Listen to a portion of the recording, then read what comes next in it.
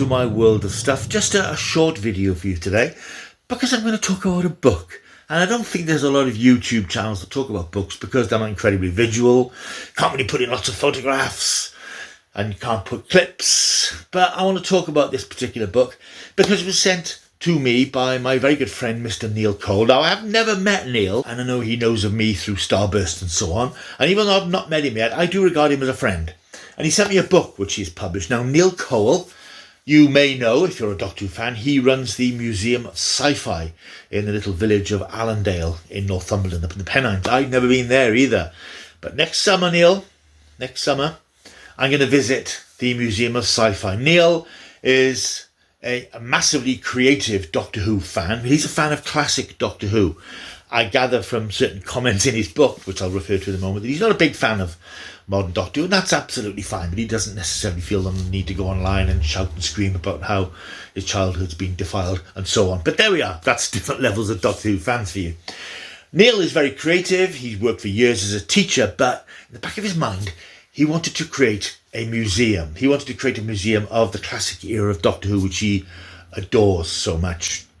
And he's done it. His museum is open and it looks fantastic. It's a place that's been created with real love and devotion and passion. He's just wanted to create this testament to things that he loves.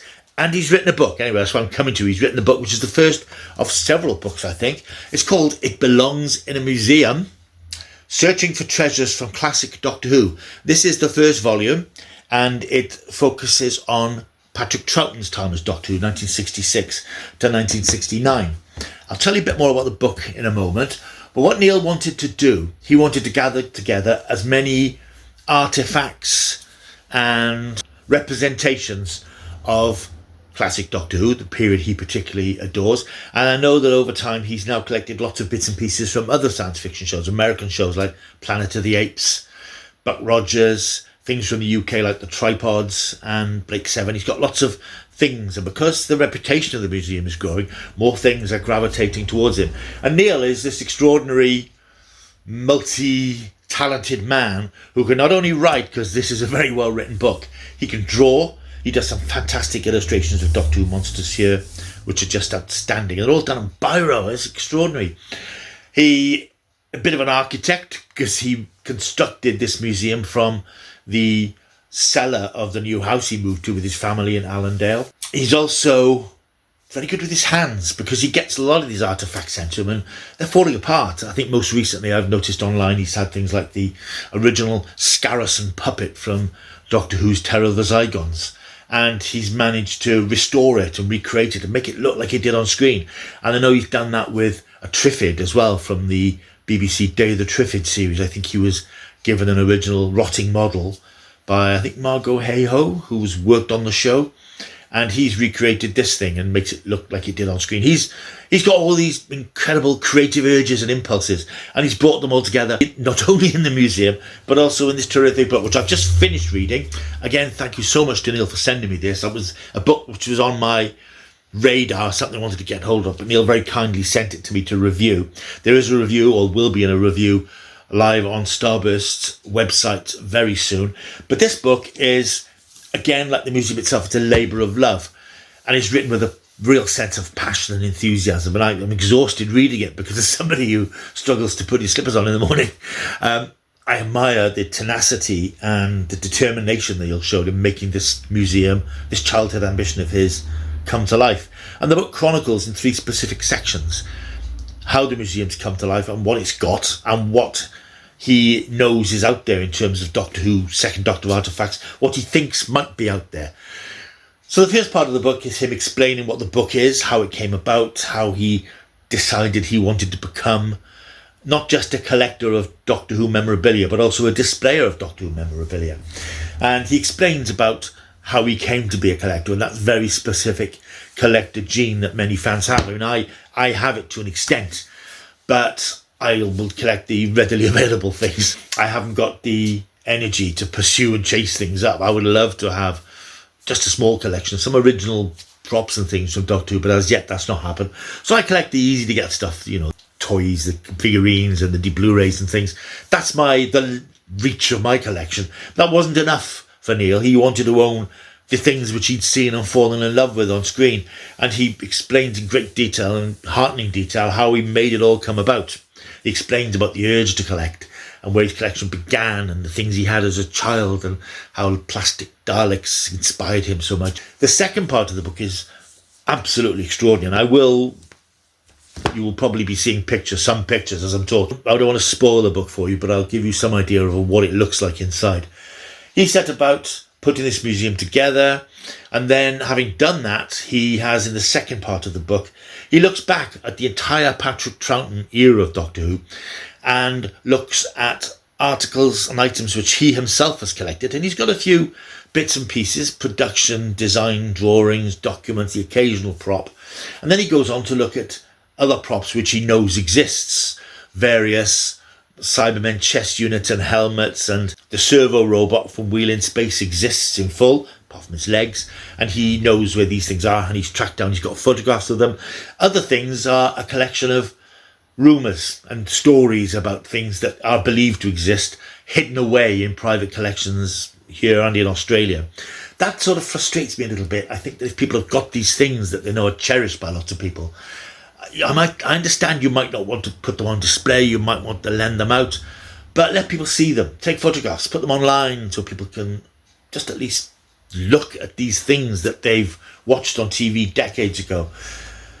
But Neil's got a pretty good idea that things exist, and a lot of times he just hopes things exist, which is sometimes all we can do with things from the past. We hope that they're out there somewhere. And he presents very compelling evidence for why these things may exist, very detailed explanations of how these things came to be made, very cheaply. Don't forget that people working on Doctor Who in the 60s had tiny budgets, and they were working against the clock to make things with cardboard and paste and plastic and fiberglass.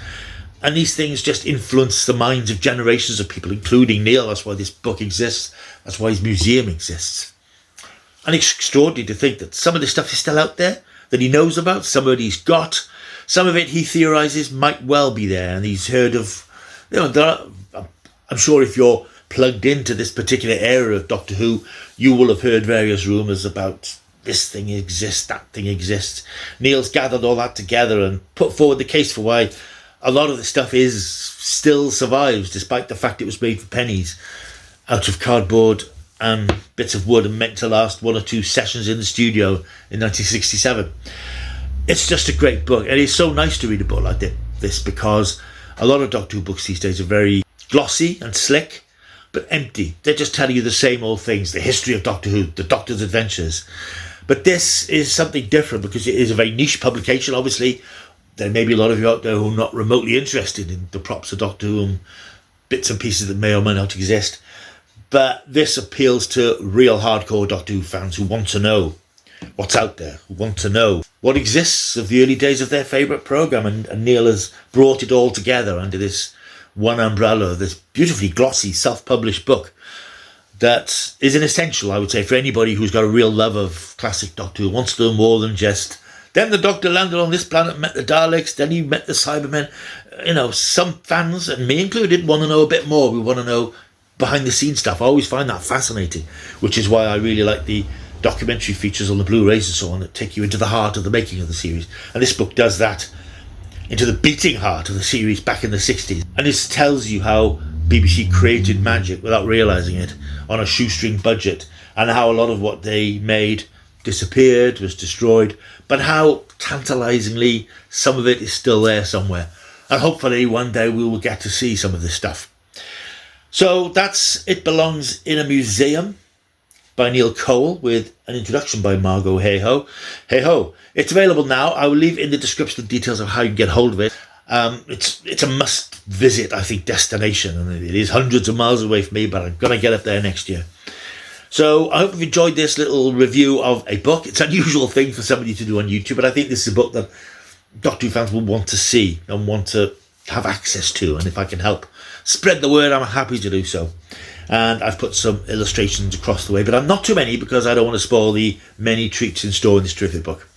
Right, thank you again to Neil for sending me the book. Really enjoyed reading it. It gets a 10 out of 10 because it's a genuine 10 out of 10. It's not just a 10 out of 10 because my friend sent me a book. It genuinely is a 10 out of 10 book because it's unique, and it covers an area of Doctor Who which is not overlooked but not considered very much, and I think it just fulfills a very particular need. And I thoroughly enjoyed reading it and looking at the incredible illustrations, and I think you will too. Right, thank you for watching. Hope you enjoyed this video. There is more stuff on the way. I shall be recording some more videos this afternoon, Sunday afternoon, and I'll see you next week. Until I do, keep taking the stuff.